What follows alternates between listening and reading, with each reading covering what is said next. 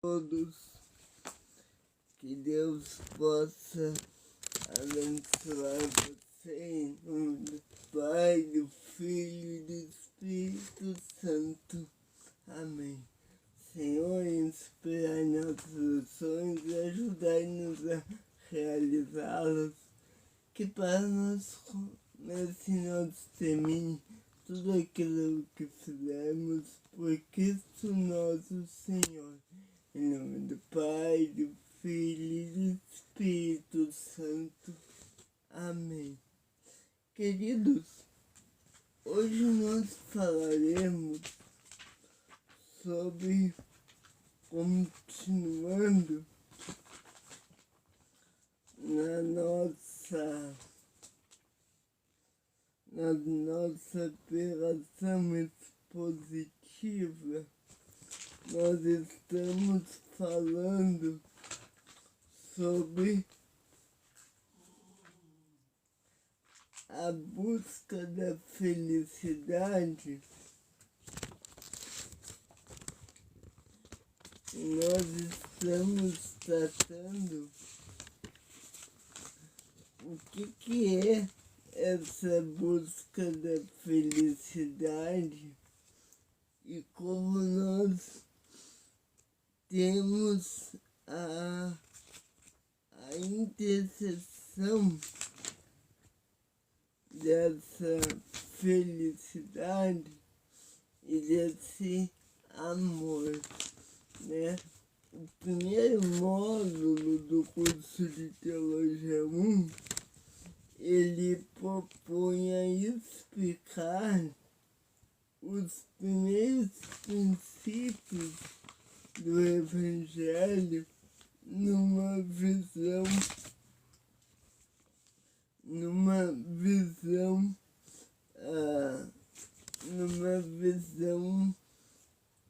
introdutória, né? O que é felicidade e como estamos vendo bem e como nós podemos entender ela. E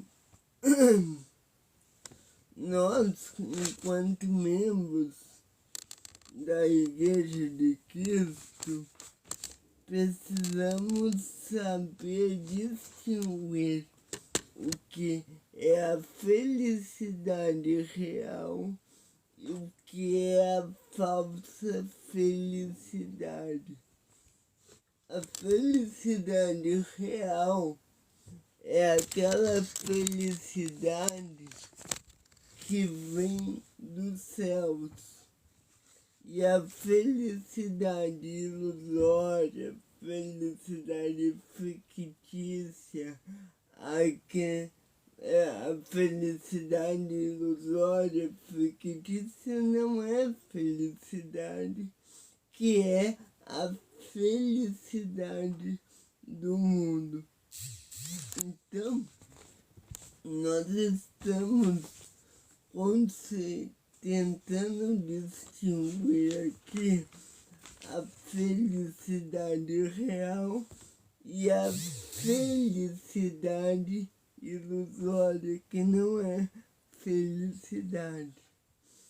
E para nós entendermos o que é felicidade, nós primeiro precisamos entender os princípios da Palavra de Deus e o que esses princípios eles têm a nos nortear aí. E o que é essa felicidade? Então nós já falamos aqui sobre algumas, introduzimos o que é felicidade no ponto da doutrina e nós estamos então tratando cada capítulo do livro Princípios do Evangelho como um panorama geral do que é felicidade O que são os princípios? A gente está usando esse, que é a versão de 1900, deixa eu ver aqui, com essa versão aqui, é 1997, e também tem a versão posterior. E estamos começando a falar sobre o Pai Celestial, mas hoje eu quero trazer uma introdução à Igreja de Jesus Cristo. O que é a Igreja de Jesus Cristo? O que compõe a Igreja de Cristo, né? Que vai aí nos apresentar na sessão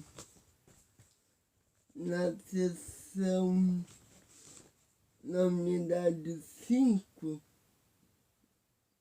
na sessão 101, na página 101 do manual, nós vemos a Igreja de Cristo. E o que é a Igreja de Cristo? Bom, a Igreja de Cristo, ela foi constituída por profetas, mestres, evangelistas e outros, mestres, profetas, mestres, evangelistas, elders. A Igreja de Cristo, ela foi composta por Cristo e pelos seus apóstolos.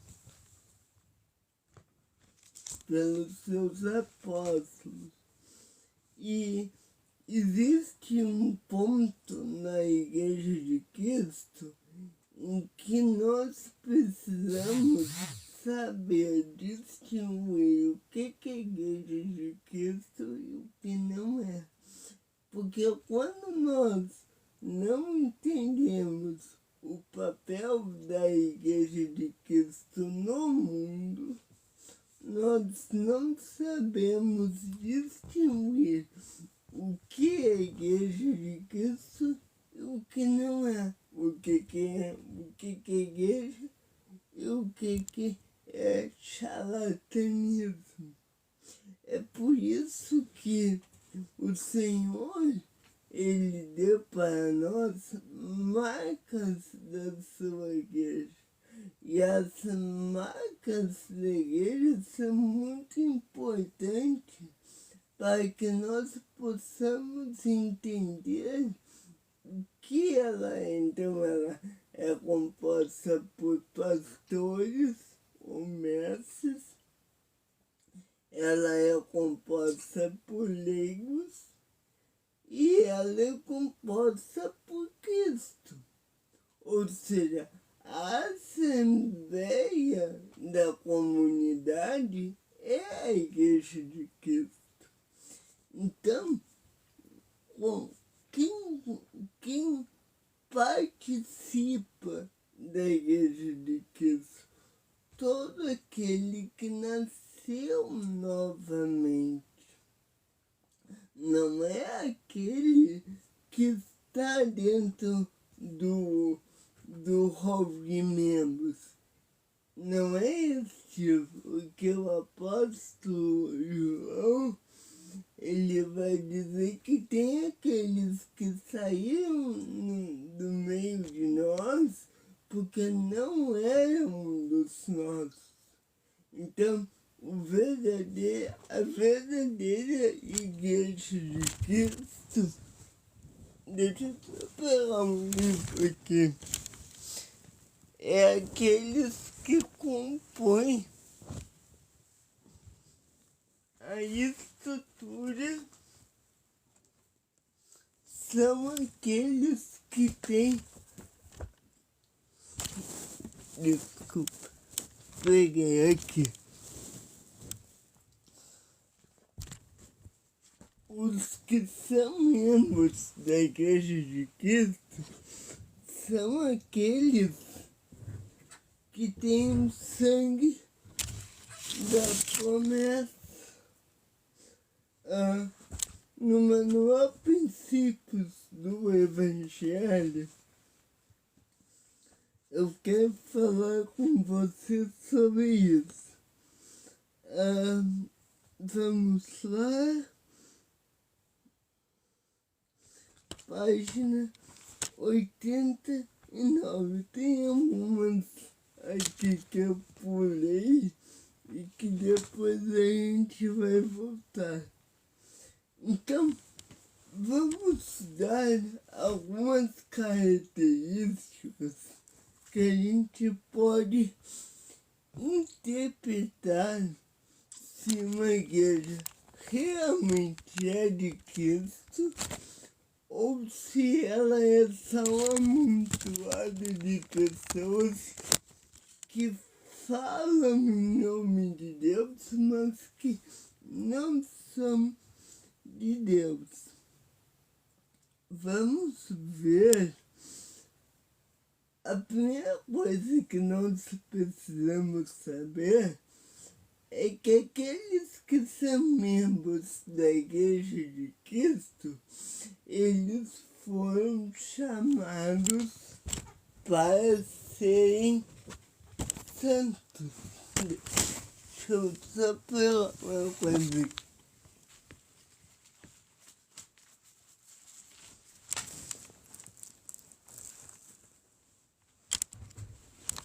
Agora sim.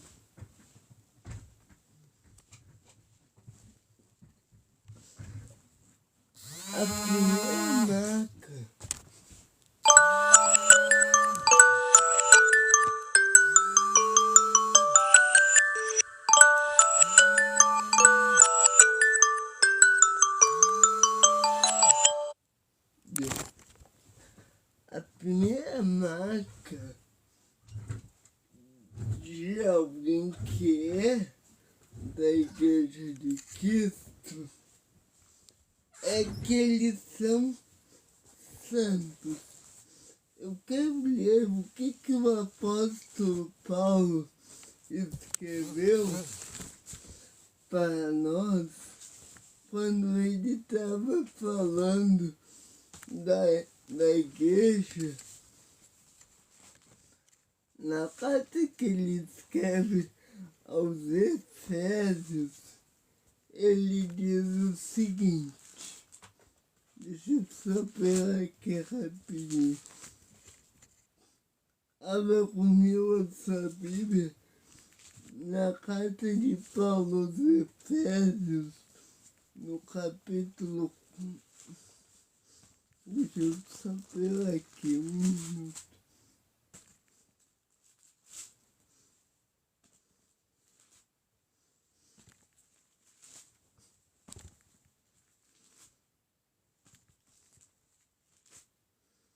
Na carta de Paulo aos Efésios, o apóstolo Paulo, ele dá. Cadê a carta dos Efésios? Peraí.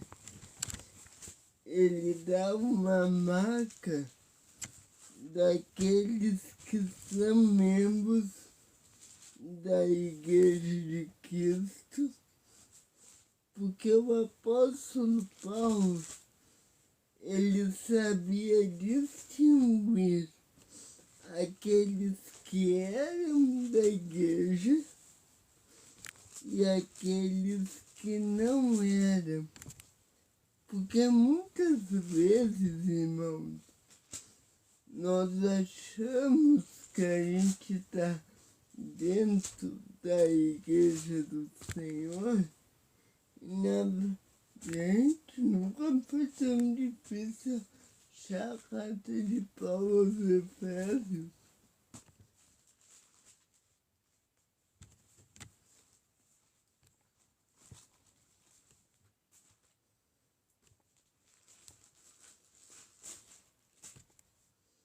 Timóteo, Hebreus, Tessalonicenses, Colossenses, cadê Efésios? Eu vou achar. Eu não vou achar hoje. Paulo, mas ele diz que os membros da Igreja do Salvador, eles foram chamados para serem santos. O que isso significa? Isso significa que tem pessoas dentro da igreja que não são a Igreja de Cristo. E não sendo Igreja de Cristo, não fazem parte do reino de Deus. Eu não vou achar que Efésios fugiu. Mas no versículo, depois pega essa Bíblia e leia Efésios 2, do 19 ao 20. Lá Paulo vai dizer que os efésios foram chamados para serem santos segundo a ordem de Deus Pai, certo? E a ordem de Cristo. Então, eu quero ler rapidamente para vocês o que o apóstolo João, ele fala no final do seu evangelho, quando eles estão buscando os verdadeiros, eles estão buscando quem são os verdadeiros homens no meio deles. João,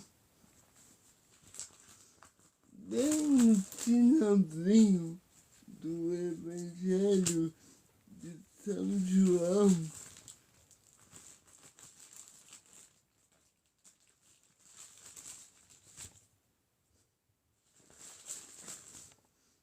João diz assim: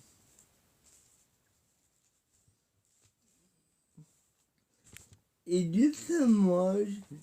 disse isso, significando que a morte que ele deu glorificar a Deus. E falando isso, disse: segue-me. Aqueles que são a Igreja de Cristo, eles são chamados para seguirem a Cristo. Tem uma passagem, eu não me lembro agora onde está, pesquisei aqui, mas eu não achei, que o apóstolo João, ele mostra para nós que aqueles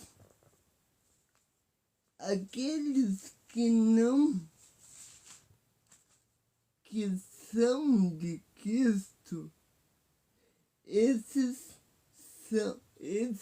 recebem o amor de Deus.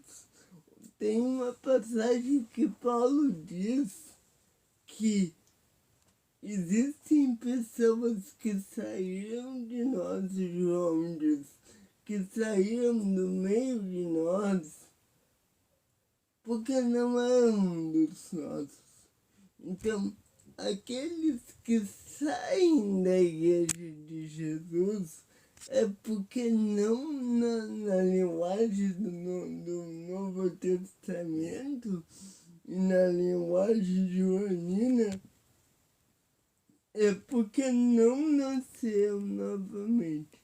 Então, qual é a marca da igreja? É que a igreja é o povo de Deus. E qual é a primeira marca de cada membro da igreja? É que ele nasceu novamente. Ele teve uma experiência de novo nascimento. Olha o que João ele diz em 1 João 3, versículo 9, ele, falando do novo nascimento, ele diz: qualquer que é nascido de Deus não comete pecado, porque a sua semente permanece nele e não pode pecar, porque é nascido de Deus. Então, aquele que é membro da igreja, ele é nascido de Deus. E qual é a primeira marca da igreja? A revelação. Quando Jesus estabeleceu sua igreja, ele instruiu e dirigiu especialmente os líderes. Ele, por sua vez, recebeu instruções do Pai Celestial. E a igreja de Cristo dessa forma foi dirigida por Deus e não pelo homem. Jesus, lá em Mateus, no final do Evangelho de Mateus, acho que essa passagem eu vou achar. No final do Evangelho de Mateus, Jesus ele dá uma instrução aos discípulos e ele diz aos discípulos o seguinte: Mateus capítulo de número 16, ele diz o seguinte: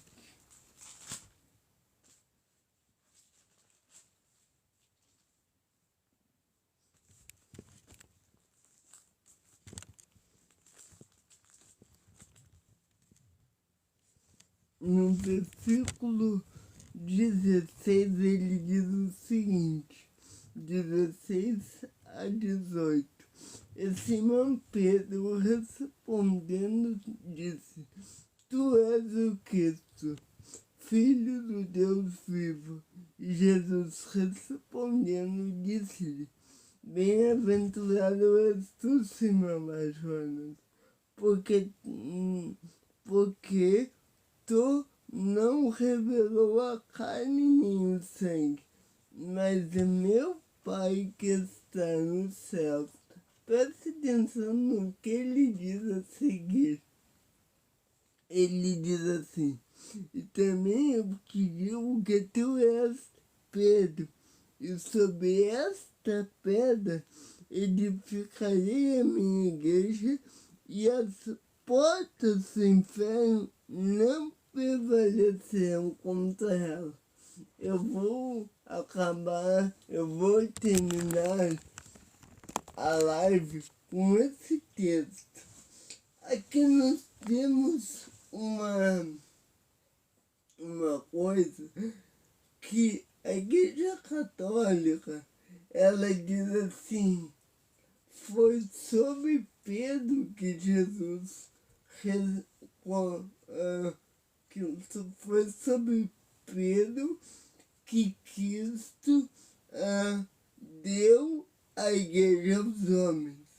Então, a Igreja Católica, usando esse argumento, diz: é sobre Pedro, o sucessor original de Cristo, e todos os outros papas são sucessores de Pedro. Então, todos os papas sendo sucessores de Pedro, que é sucessor de Cristo, então os papas também são sucessores de Cristo. Mas por que eles dizem isso? Porque eles dizem que Cristo disse a Pedro que sobre esta pedra edificarei a minha igreja. E eles interpretam erroneamente a escritura dizendo que Jesus edificaria a igreja sobre Pedro. Mas olha o que o texto diz.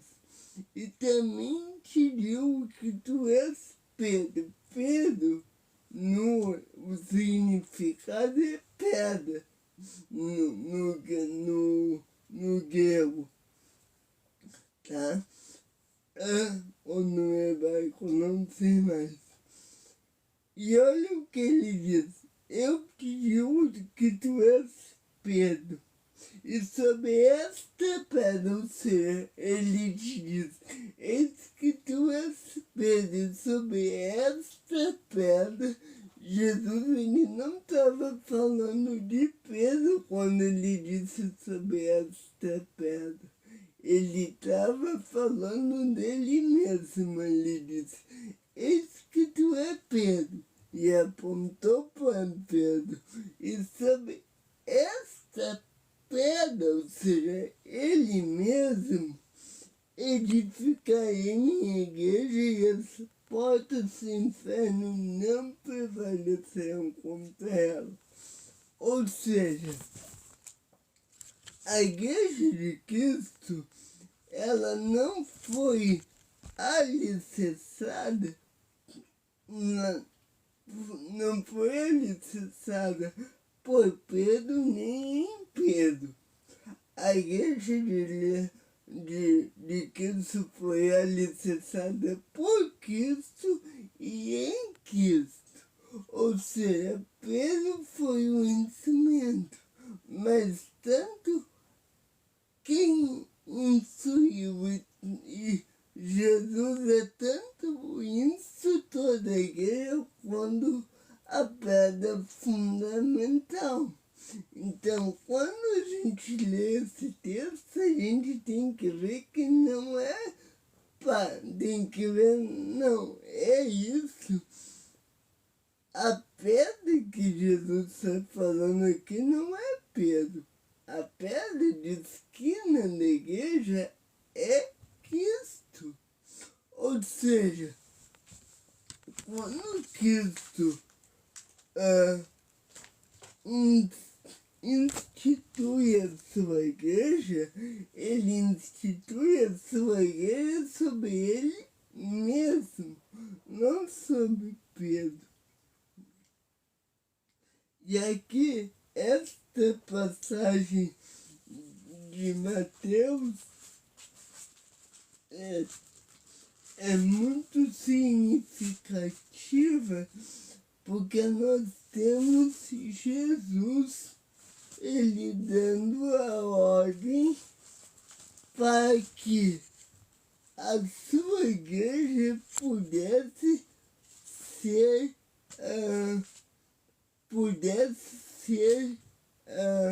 instruída segundo a sua ordem. E aí eu pulo para o livro de Atos dos Apóstolos, que Jesus, após a sua ressurreição, ele passa 40 dias ministrando os apóstolos já ressurretos. E ali, veja que a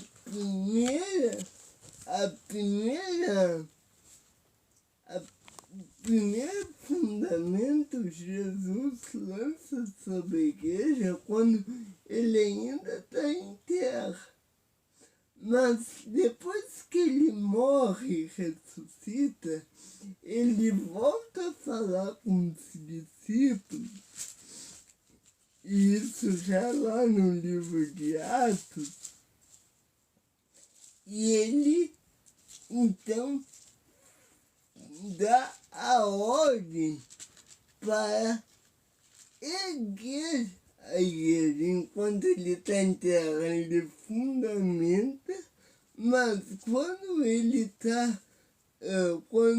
já ressuscitou, ele então ele faz com que sua igreja se cumpra. No livro de Atos, no capítulo 1, vejamos, por exemplo, versos 6, 7 e 8, diz assim: E disse-lhes: Não vos pertence saber ao tempos ou a épocas que o Pai estabeleceu por sua própria autoridade, mas recebereis poder do Espírito Santo que há de vir sobre vós, e semeis testemunhas tanto em Jerusalém como em toda a Judéia e Samaria e até os confins da terra. Aqui Jesus, a ordem de Cristo é que eles vão ao mundo e preguem o Evangelho.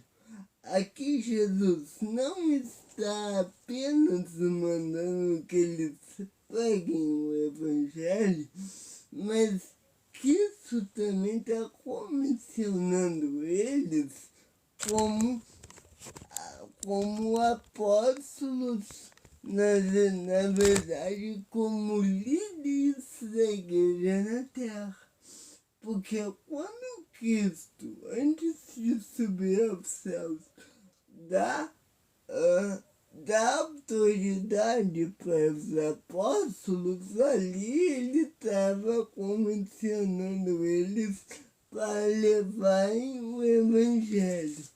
Isso está em Marcos 16.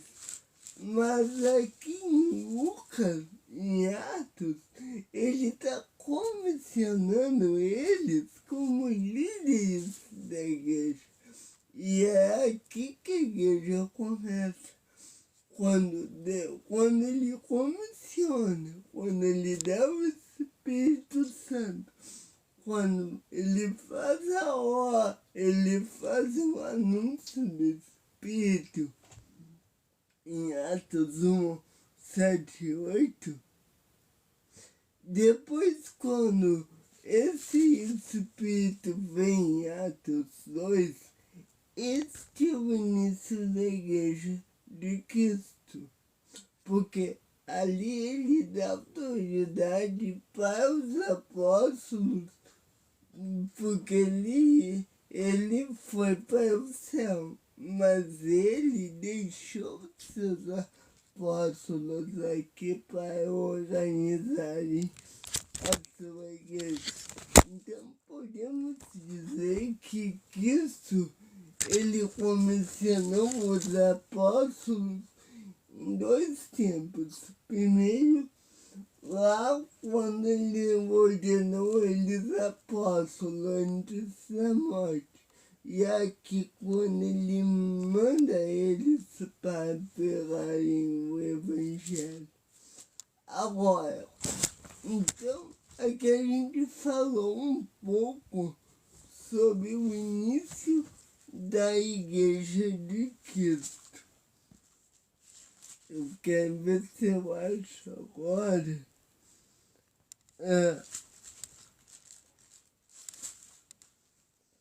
Se eu acho aqui o que eu queria ler com vocês.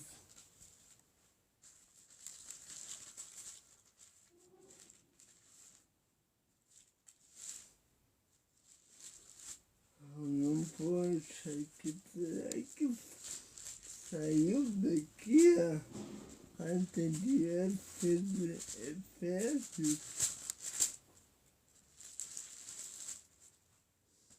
Deixa eu só pegar aqui, querido, peraí. Eu quero mostrar mostrar, pelo visto sim, eu quero mostrar o que Jesus ele deu como ordem aos apóstolos para começarem a igreja. Eu quero só um minuto. Vai, meu. Tu vai lá, pai? Só um minuto.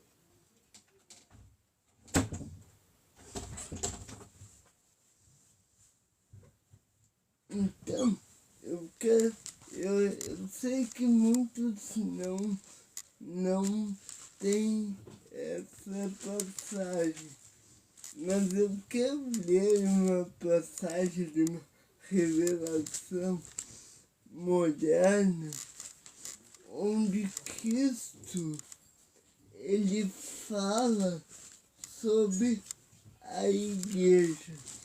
Em Tessalonicenses 27, olha o que Cristo ele fala sobre a igreja. Tessalonicenses 27, 8. Ele diz assim: e como será a minha igreja se não tiver meu nome? Porque se uma igreja for chamada pelo nome de Moisés, então será a igreja de Moisés. Ou se for a igreja chamada pelo nome de um outro homem, então será a igreja de um homem. Mas se for chamada pelo meu nome, então será a minha igreja, desde que estejam edificados sobre o meu evangelho. Isso aqui é muito importante nós entender, porque os mormons pegam essa passagem para dizer que existe somente uma igreja viva sobre a face da terra, que é a verdadeira igreja de Cristo, que é a igreja deles, a igreja de Jesus Cristo, do Santo dos últimos dias. Mas, embora essa passagem eles acreditem, e eu creio no livro de Mormon, todavia, nós não podemos dizer que as outras igrejas não são igrejas de Cristo só por causa disso.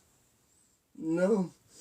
Jesus, quando instruiu a igreja, quando ordenou a igreja, quando fundou a igreja, ele não disse que não seria sua igreja se não tivesse o seu nome.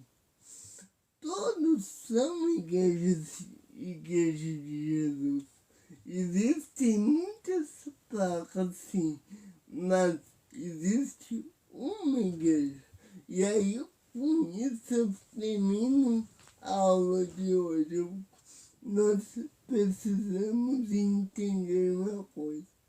Existem várias igrejas, ou melhor, existem várias denominações.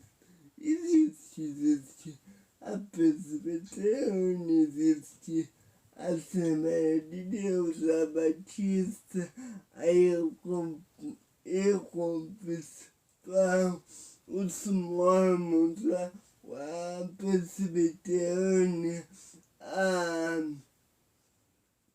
a Igreja Deus é Amor, a Igreja Assembleia de Deus, existe.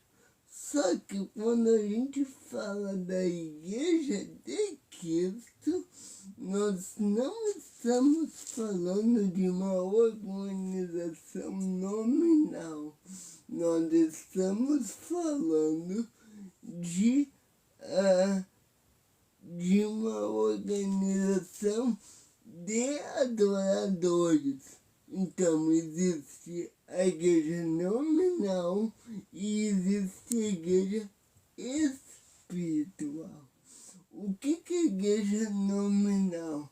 A Assembleia de Deus usa os nomes da igreja, mas eu posso ser da igreja A e tu ser da igreja B, mas todos nós somos igreja. Isso é o que os mormons dizem, embora eu adote o livro de Mormon.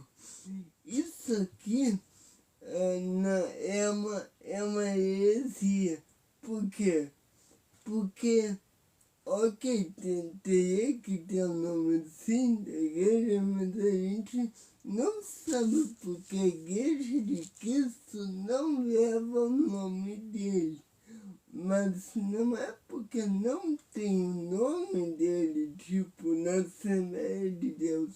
A Assembleia de Deus de Cristo, imagina, o presbiteriano de Cristo. Não é porque não tem o nome Cristo no nome da igreja que essa igreja não é igreja de Cristo, certo? E nós precisamos então ver que a igreja de Cristo é caracterizada primeiro pelo seu nome, primeiro, depois das obras dos seus membros, depois da revelação e tem alguns outros pontos. Nós vemos a revelação, a autoridade apostólica da igreja, a autoridade de Deus, que a autoridade apostólica e a autoridade de Deus é coisas distintas.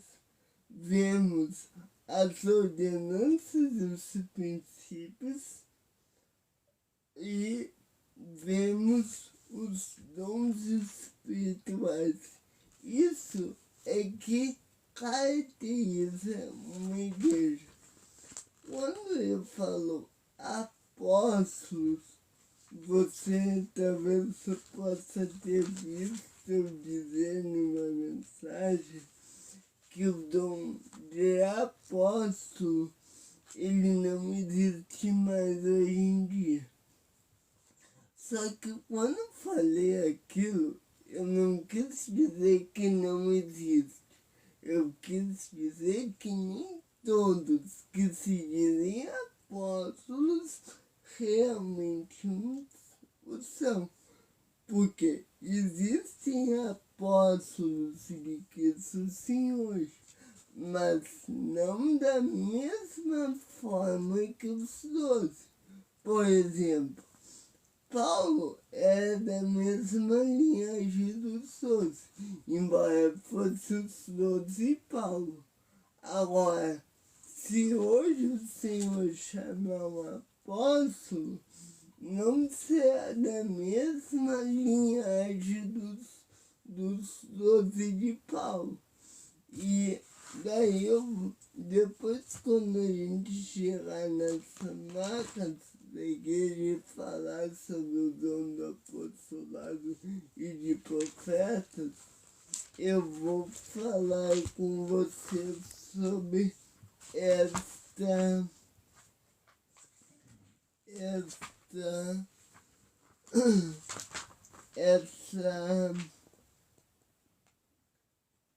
a igreja, sobre o dom do apostolado também. Deixa eu só dizer aqui que a igreja de Cristo ela é composta por pessoas que são tementes a Deus. Por quem é composta a igreja de Cristo? por aqueles que nasceram novamente, que se nascer novamente é aqueles que acessaram o sangue. Você pode ser, o Pablo Marçal até fez um vídeo hoje falando disso, que todos aqueles que nasceram novamente e acessaram o sangue, esses são da Igreja de Deus, da Igreja de Cristo. Os que não nasceram novamente não são da Igreja de Cristo.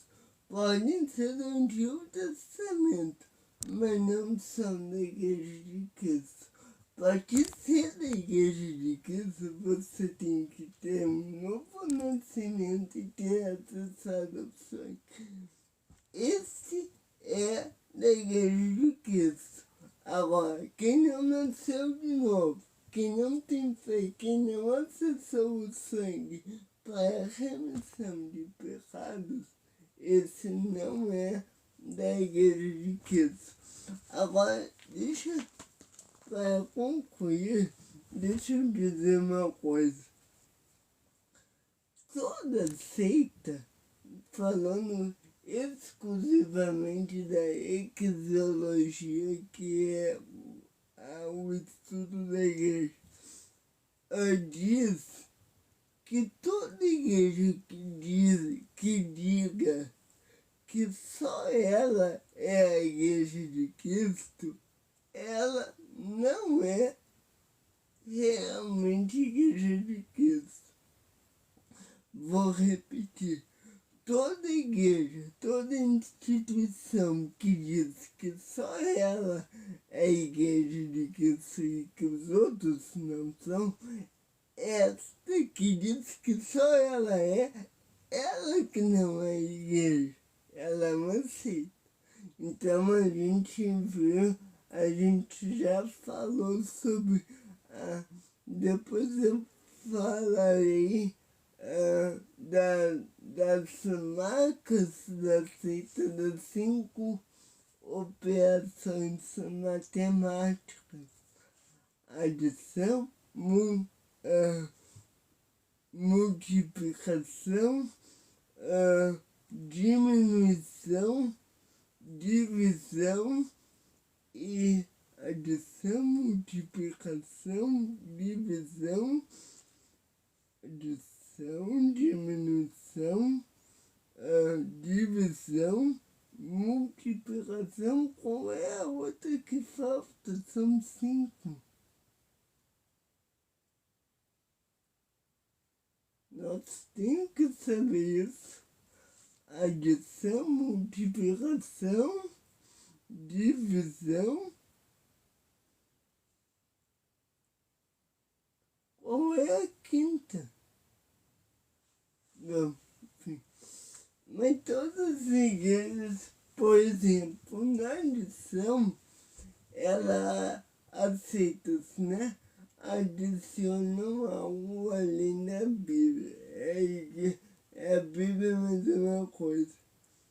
Na subtração, ele subtrai o poder de Cristo. Na diminuição, eles retiram algo do Evangelho. Na multiplicação, eles multiplicam fatos que não estão na Bíblia. Então, por exemplo, dizem que o dom do Espírito Santo é só se tu falar em línguas. Então, eles se multiplicam.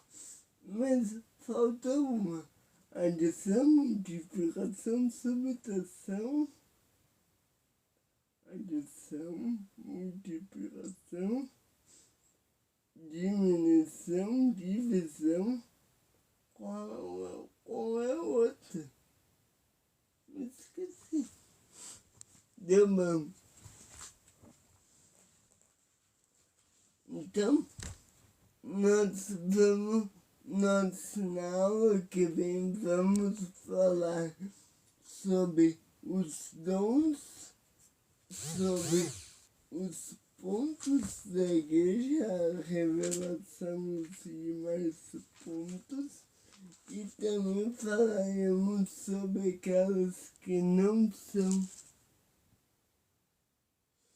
Pois eu não me esqueci qual é a quinta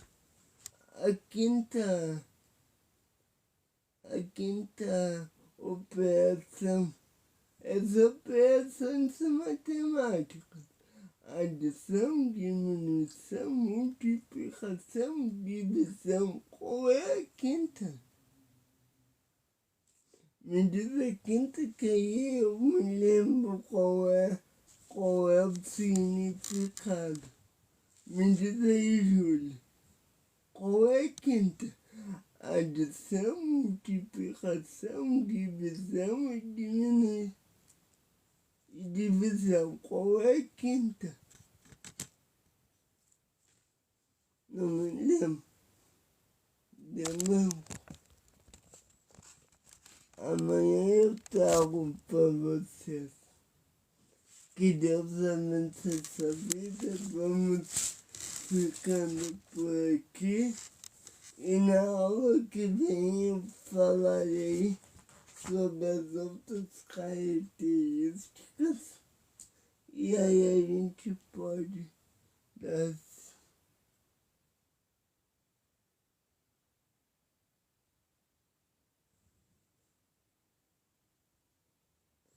Pois é, o que eu me lembro. Adição, diminuição, multiplicação e divisão. Não, é só 4, né? Não tem quinta.